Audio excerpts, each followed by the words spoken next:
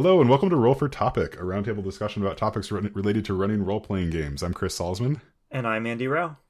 And this week we have a very special episode again, but yeah, this one's going to be a little bit more free-flowing. But Andy and I were chatting before we got on, and we had this idea I had the idea, and I'm forcing Andy to do it. I'm not sure what you want to Listeners, I am waiting with bated breath to find out what the idea is that we're doing, just so you know.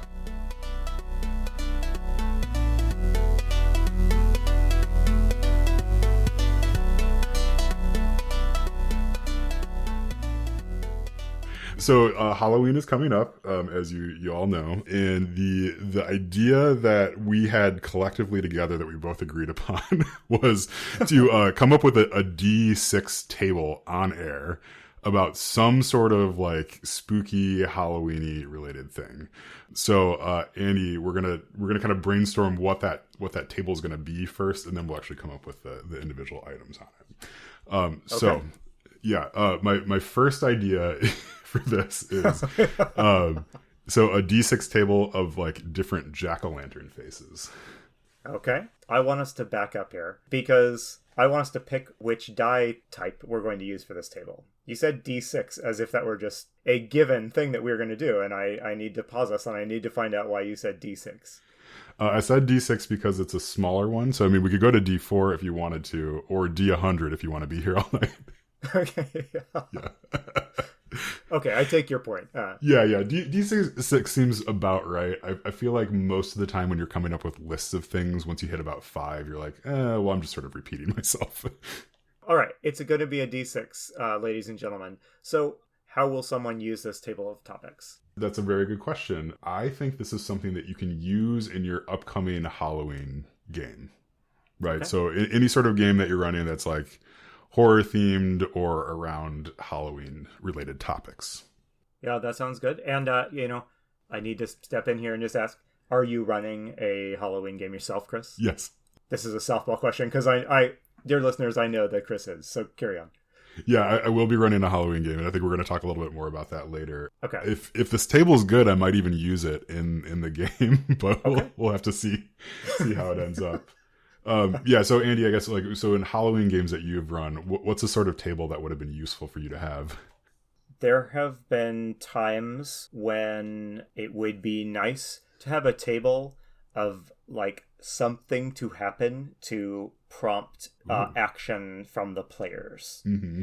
It is my experience that in like horror one-shots, and I'm thinking like Call of Cthulhu style, they often tend to be like location-based things with not a lot going on. The most fun horror one-shots I've played have been the ones where you hand the players an interesting set of character sheets and an interesting and spooky environment in which they can interact, and ideally you kind of sit back and let them generate a good spooky experience by exploring like the conflicts that their character sheets suggest, or by playing up the character types and personalities. So sometimes it would have been nice if I had a table, it's like, what is a spooky thing that can just happen right now that will force people to react to it? Ooh, I like that. So like a D6 table of spooky things.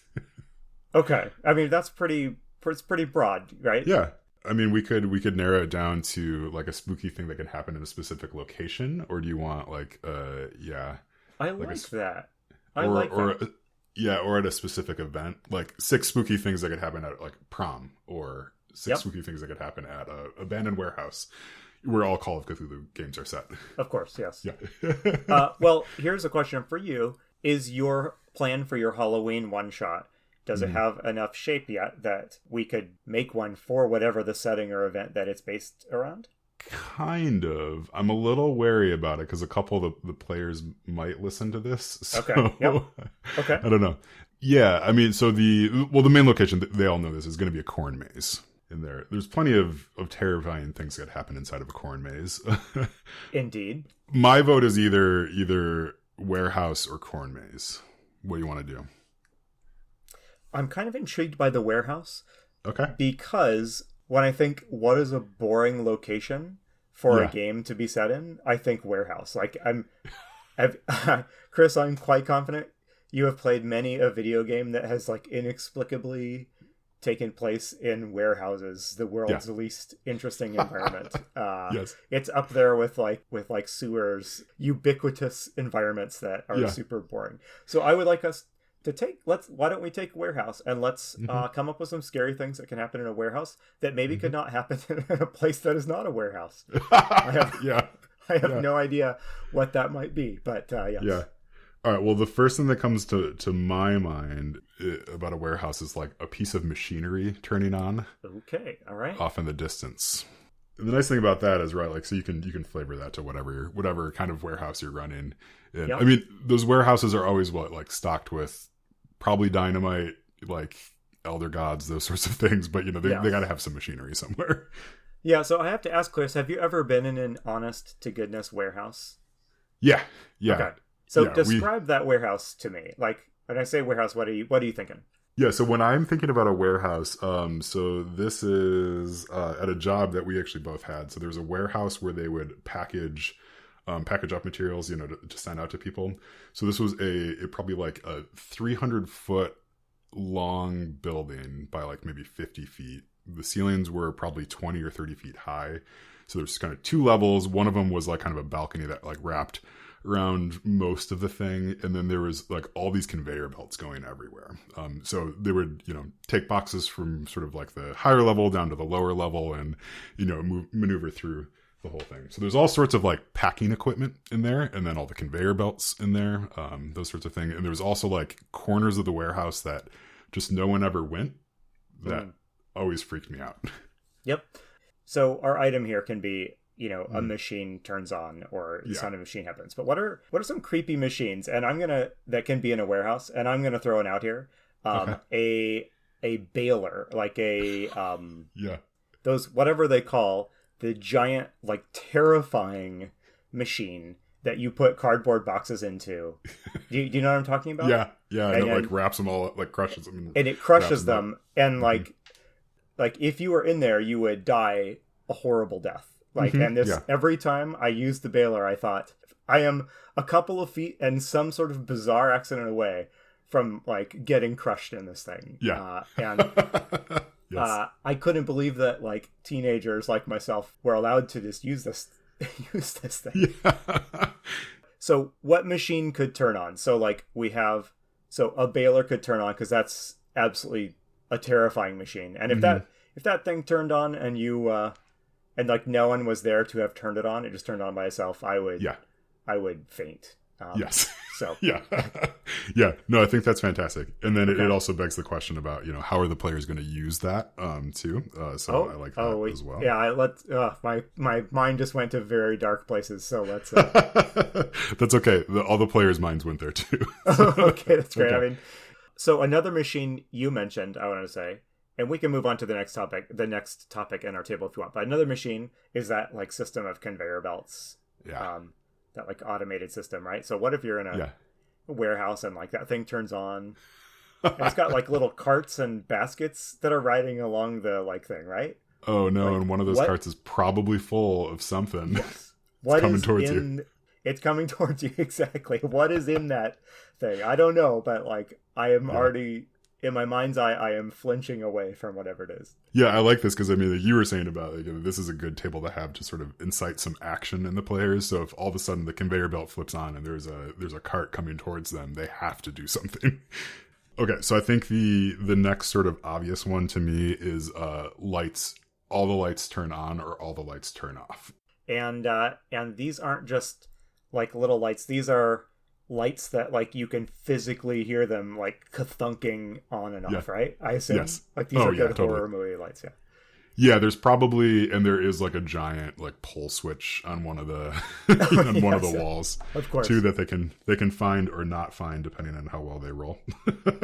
Okay, yes, I like it. Yeah, maybe like a door opening or closing in the distance, like on the opposite end.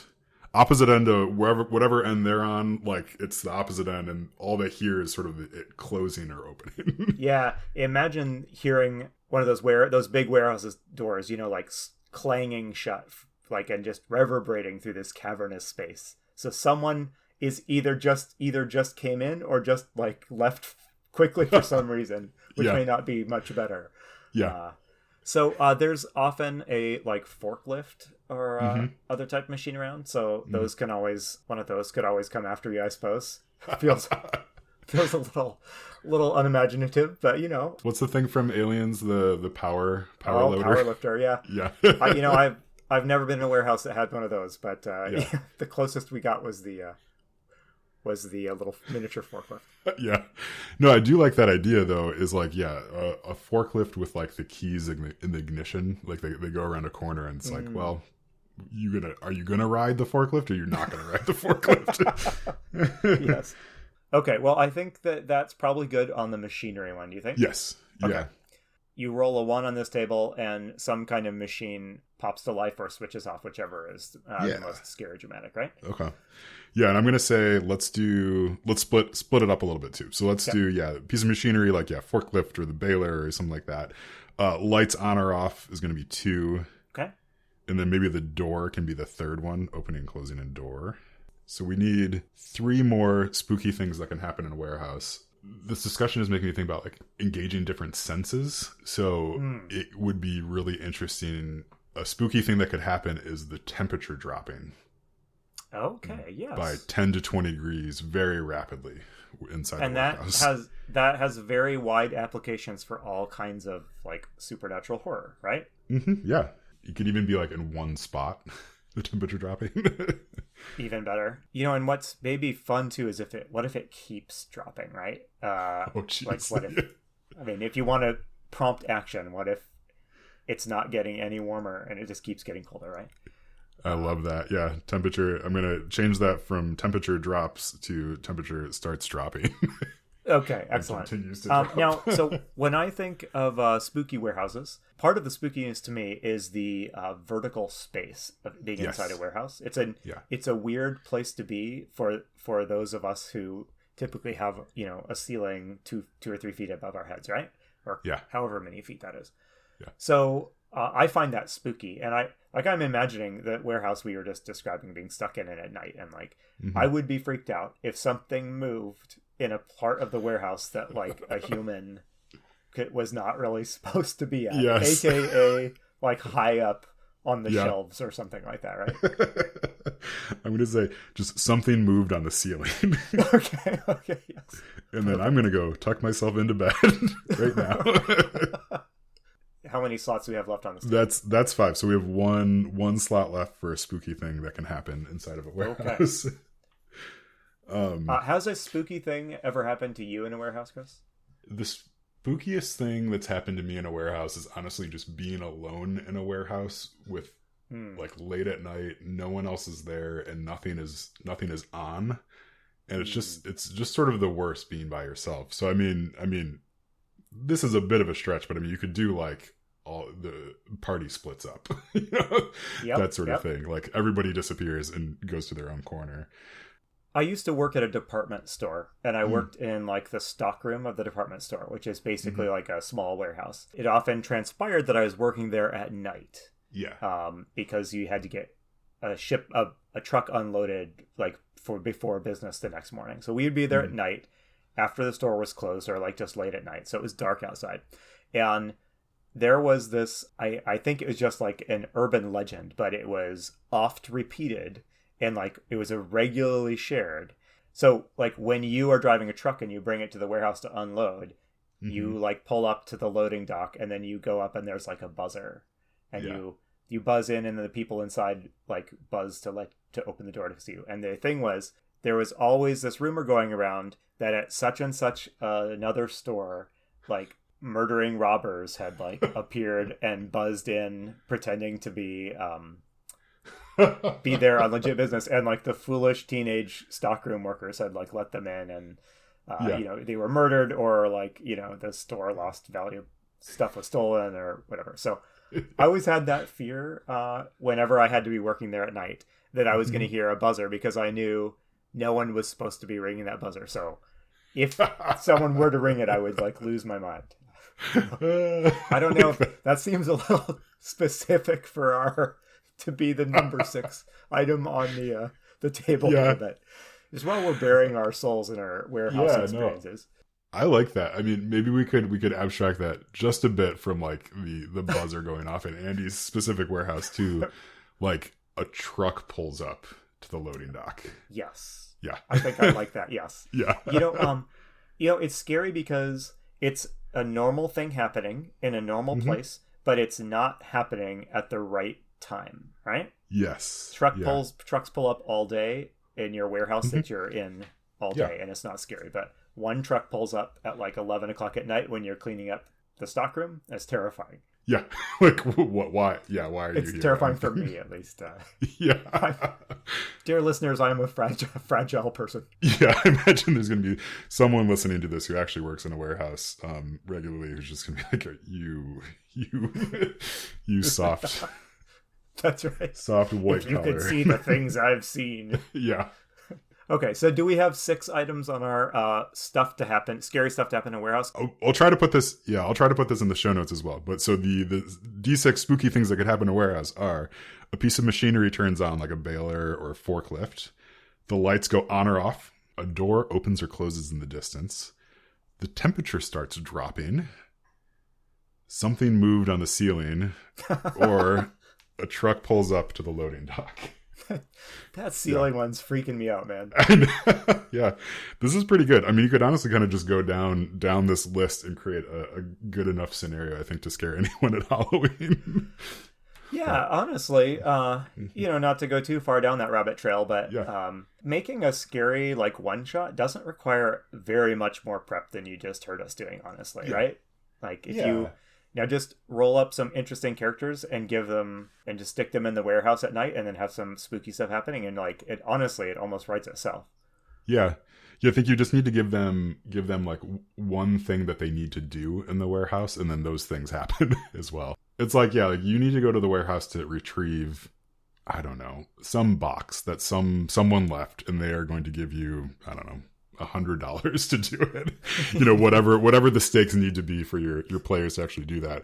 But I mean, if it's Halloween, you tell them it's going to be a little spooky, and all these things start happening. I mean, yeah, right there, like there's plenty of stuff that can happen.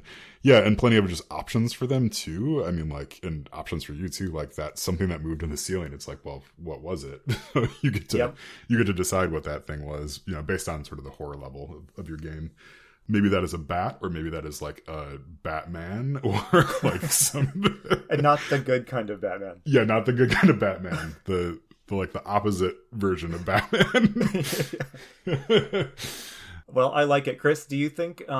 So thinking about your one shot, I know we don't want to spoil too much because we know that some of the players may be listening here. But do you see yourself using a chart like this of like kind of random things to drive it along?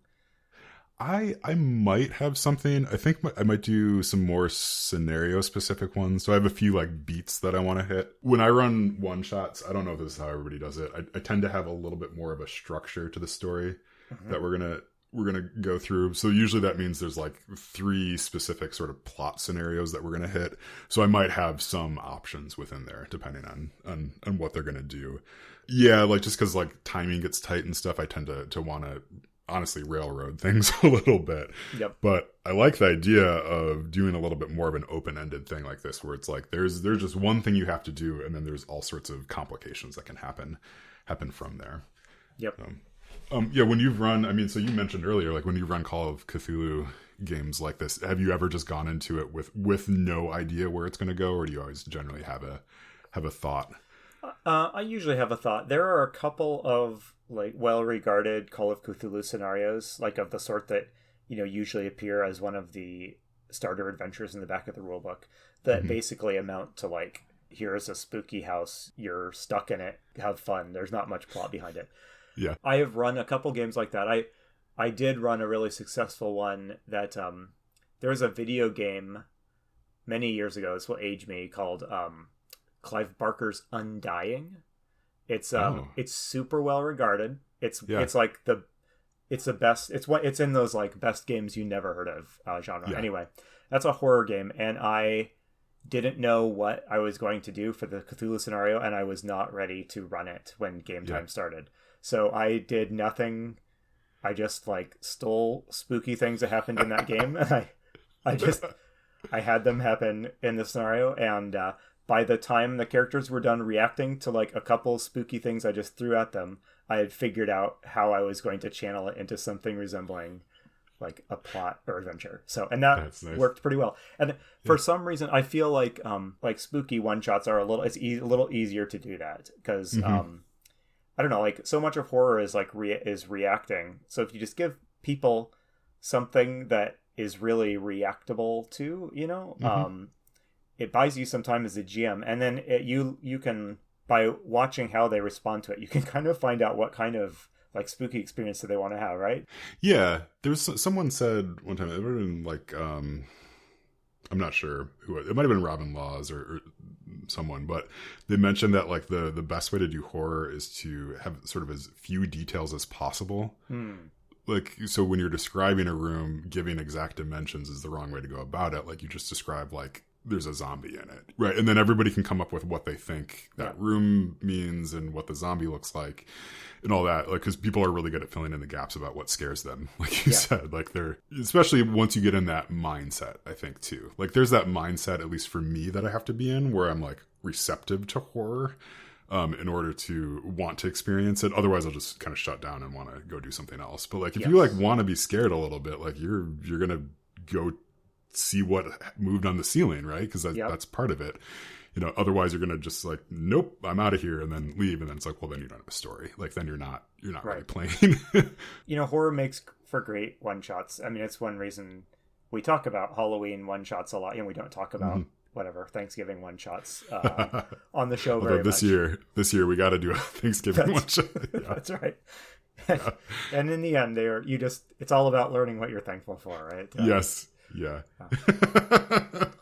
Okay. Well, I'm pleased with our little table there, and I actually kind of enjoyed doing that enough that I wouldn't mind doing this sort of thing in future episodes. But dear listener, if you had an opinion about what you just experienced, by all means, let us know. Yeah, keep it to yourself because you're getting more of it. That's right. Yeah, so Andy, I had another thing that I wanted to bring up with you, not just to make this a brainstorming session, but so for the one shot that I'm going to be running, I think I want to use this system called Lasers and Feelings. Have you read this RPG? Are you familiar with it at all? Not at all, no. So the concept behind Lasers and Feelings is really simple, and so I think John Harper wrote it originally, right? So he did Blades in the Dark, so of course I'm like, oh, this is great, right? Because it's Blades in the Dark guy. But so Lasers and Feelings, you do like a quick kind of character creation, but then mechanically what happens throughout the game is you have you just roll d6s. You might roll multiple d6s, but for the most part, right, you roll a d6 and take the number, and depending on if the roll is for lasers or feelings, you're trying to hit, or you're trying to beat a target number or go below a target number. So if you've decided that your character is really good at lasers sort of stuff, so like shooting things or punching things, that sort of stuff, like a lasery type of thing, you might say, like, I think you'd want to you'd pick the number 5. So every time that you rolled lasers, you wanted to roll under 5 to be successful. Feelings then, right? So like if you were heavy on feelings, then you might want to pick like the number 2 then instead, because then anytime you roll above 2 for feelings, you would then succeed at that point. Whereas, so if you were more of a feelings oriented person and pick that 2, anytime that you had to shoot something, you'd want to be rolling under 2, which is going to be pretty tough. Does that make sense? Sort of. Yeah. I think I get the general idea. My question is, when do you make a decision about whether you're going to be someone who's good at like the lasers and the feelings? Do you do that up front before the scenario, or is that something you do during the game itself? Yeah, you do that as part of your character creation. So that's when you pick your target number. So if you decided that you're good at lasers and feelings, you would pick like 3, right? And then it's just, it gives you a little better odds on everything. That makes sense. Okay, I understand. Yeah. Okay, yeah. And then if you roll your number exactly, then you get laser feelings, and then something special happens. Yeah, is the idea. So it's like a pretty simple system. This is oriented towards running sort of space opera scenarios where there is a lot of shooting and there's a lot of feelings, that sort of thing. So people have taken this concept and then spun it out, and they've made their own rule sets for other stuff, right? So like, the concept of lasers and feelings, like you can just reskin that but still use the same mechanics. So that's what I want to do for the one shot then. is I think just use this because I think like it's going to be. I should back up a second and kind of explain the setup for it, which is going to sound crazy, but I'm going to say it. So the setup for this one shot is that the players are playing characters from a TV show from the 90s, from a sitcom from the 90s called Sounds Good to Me. So they're all part of the Good family, and they're actually playing inside of a special Halloween episode from that sitcom. With that in mind, then, so I want to take this lasers and feelings concept and then, like kind of reskin it for the game that we're going to be doing. So I guess first of all, I guess my question is right. Like, so what do I call lasers and what do I call feelings? It seems to me that kind of depends on whether you want the one shot to be about. So first of all, is it a spooky thing? Does it fall in the category of horror or not at all? It'll be spoopy, so it'll be like more like the Charlie Brown Halloween special, that end of things. Like scary stuff will happen. It would be scary to the people that it's happening to, but to those of us who are watching it, it's not that scary at all. Got it. Right? Yeah. Well, like the first thing I thought was, in like a horror scenario, you would change those to be like fight and flight or something like that. But if the characters maybe don't perceive themselves as being in a horror scenario, what are the skills that like you see actors using in terrible 90s television, right? So is this like Saved by the Bell? Is that like like Saved by the Bell, Full House? Yeah, so the thing that I was thinking along those lines is right, like so those sorts of characters will often interact with the story and sort of the world around them either through like one-liners and jokes, or through like wisdom and like let's sit down and have a lecture about how we should really treat our friends. That's a fantastic way to think about it. If you divided basically the two skills of the game into like the kind of aggressive, like maybe snarky witticism versus like wise reflection, will that lend itself to dealing with the challenges you anticipate throwing at them? I think so. So like wits and wisdom. It matters a little bit whether the scenario is about getting besieged by zombies or finding out who stole somebody's watch or something like that, right? That it's going to be more along the who stole whose watch, that sort of thing. So if there is a punch thrown, it would be like whatever the jock character in the sitcom is, like throws one punch and knocks out the bad guy, right? So it's not like there would not be this big grandiose back and forth slugfest. Who are the archetypes that like the characters either will be or they'll be able to choose from? So they're going to get to choose. We're going to start with character creation. So the first like 30 or 45 minutes will be character creation stuff. I want to spend a significant amount of time on that because I think it'll be pretty fun. But those I'm going to tell them, right, like the idea is that they want to pick archetypes like, so like if you think about Full House, that's actually a really good example. Okay. Like you have like the stable dad, right? Like the stable dad figure who's always sort of giving those lectures and life lessons to people. And then you have the uncle who's like the hot uncle who plays music, that, and then you have the comedian uncle in that, and then like then all the the girls and stuff have their own sort of flavor. So you have that, and then Saved by the Bell obviously has like the jock, the nerd, the cheerleader, those archetypes as well. I have to say I'm really intrigued by like one-liners are such an omnipresent and catchphrases are such an omnipresent thing in this TV. Like this has to somehow be a thing that's mechanically recognized. I know. I'm trying to think about how to work that in.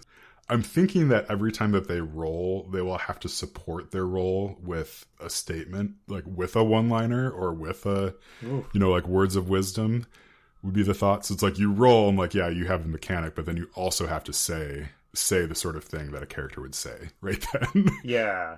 Yeah, which I mean is a little bit, I think for the players that are playing, that will actually be fun. Yes. Like this would be an absolute nightmare with some with some kind of people. But I mean, like, so like they get lost in the corn maze, and someone's going to like roll to get out of the corn maze and try to make the right turn or something. It's like, if they roll well and they rolled wit, I don't know what they would say. Like, I guess I'm better at directions than you were the whole time. Yeah. It doesn't have to be good, right? It's just got to be something that sort of moves it along. you are going to have a laptop nearby with like a laugh track, right? Like that you can trigger at points. Okay, yeah. Everybody forget you heard that. Okay. I'm sorry. We can cut. You can edit that out, though. Yeah, no, that's great. Yeah, so I mean, that's one thought. Like, if that becomes burdensome, we might not do it. But I mean, I do think that everybody should have a one-liner that they say, that they can say if they want to at some point, and we'll probably spend a little bit of time during character creation on that. Yeah, for sure. Yeah. Yeah. Well, yeah. I don't know if we've really answered your question, but I mean, I think you're on the right. I think you're on the right track. I personally really like that. You know, whether you call it sick burn or word and versus words of wisdom, you know something. That's a good dichotomy that would cover most kinds of conflicts, whether they were social or physical or sick burn. Yeah, that would be good. I'll have to look up all that slang that I've thankfully forgotten by now. So one thing I got to ask about lasers and feelings. So a thing I associate with role-playing games that support a horror feeling is often some kind of resource management. And I'm just curious, like in Call of Cthulhu, you have your sanity that you're juggling. All games have some form of resource management, but I find in horror games, it sometimes helps to make it really, blatant. I'm just curious if there are any kind of like mechanical stakes or resources that lasers and feelings has that could be leveraged. If not, I mean, you don't need these things. These things can also just come out of like the narrative, right? But yeah, no, I think that's a really good point. I don't think lasers and feelings has that necessarily, but it's something I could add. I mean, like, so one thing I've thought about it, right, is like, so we're playing like a sitcom episode, right? But we're going to be playing for 2 or 3 hours, right? Like, it'd be interesting and fun to put some sort of time limit on it in some fashion. So whether that's real world time, every 5 minutes equals 1 minute in the show, or something like that, like, and actually like stick to it pretty well too. So maybe after a half an hour, there's a commercial break. We cut to commercial and then we come back and we can kind of reset the scene to whoever we want, those sorts of things. Or it's just like you only have 30 collective actions throughout the thing, and each of those represents a minute, and then at the end of it, like, we're done. And so it's sort of up to you, like up to the group to create a satisfying story in those beats. I mean, there's a million ways you can do it. Any of the ways you just described would work. But what did spring to mind are like Blades in the Dark style clocks. It's a 42-minute episode. Yeah. You have it divided up, and here's the first commercial break and the second one. I don't know how on the nose you want to be with this, but yeah, I might do that. I think that could be pretty fun. Yeah, I like the idea of having some of those trappings to sort of fall back on just in case, like the laugh track or or having a commercial break. We can just insert that if they're not quite going anywhere, or if there's like a big reveal, we can go like cut to commercial. And then, yeah, because like part of it, I mean, like I don't want to scare anyone because there's so much else going on right now. Yeah, in the world. Well, there's that too. Yeah. Yeah, so it's just like we are having fun, and that's sort of the purpose of it, but we're having fun within this framework of like this spoopy sitcom-y thing that for whatever reason we collectively like. Yeah. That all actually is really helpful. Thank you for talking through that. Yeah, I don't know if we gave you any concrete ideas, but maybe just chatting about this will get your creative juices flowing a little bit. But Yeah, we'll see. So I'm running it for some friends of mine in a couple weeks, and then after that, my wife really likes the idea, so she has gotten together some of her friends, so I'm going to be running it for them. Oh, how wonderful! Them as well, which will be an experience because I think most of them haven't played any sort of role playing game before. They just think it'll be fun, so I'm fully expecting that to be a glorious train wreck, but a very fun one. Well, there's a lot of goodness there. I mean, anytime you can play with total newbies is always just like talk about recharging your GMing enthusiasm. Like, that's the way to do it. We ought to throw this on the table of topics for future discussion, but there's a real joy in running the same scenario for different groups, especially really different groups like it sounds like you're going to have. So I can't wait to hear like your recap on how those go. Yeah.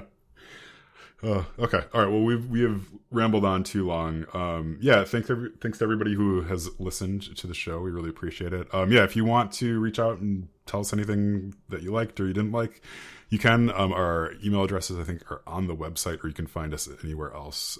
Yeah. Hey, tell us something spooky that can happen in a warehouse.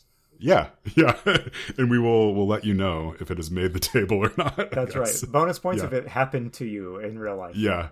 I actually really would like to hear everybody's spooky warehouse stories, because those places are the worst. Yeah. But tune in next week as we'll pick another boring location and try to make it interesting. Yeah.